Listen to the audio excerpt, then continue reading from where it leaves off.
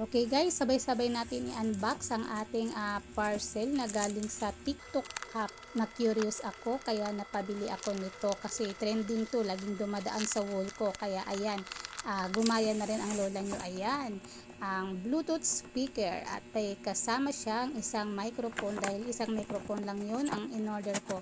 Ayan, meron na siyang kasamang manual at ito ang Bluetooth speaker kulay blue kasi paborito ko ang kulay blue at yung microphone ay napakaganda, napakagaan at may kasama na rin siyang USB charger na type C kaya hindi kayo mahihirapan sa pag-charge. Ayan, napakaganda niya at may pa-ilaw-ilaw effect pa.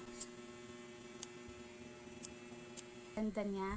At mura ko lang siyang nabili, 189 pesos. Sinubukan ko lang siya. First time kong bumili sa TikTok ng mga ganito. At hindi ako nagsisi dahil yung nabilhan kong seller ay legit na legit siya. Yung microphone ay napakagaan niya at buong buo yung boses mo dito pagka kumakanta ka.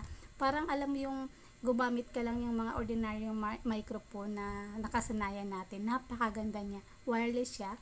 At saka yung Bluetooth box niya ay napakaganda din. Kita nyo naman. Try nyo din bumili dito kay seller. Ilalagay ko yung link sa click nyo lang yung yellow basket.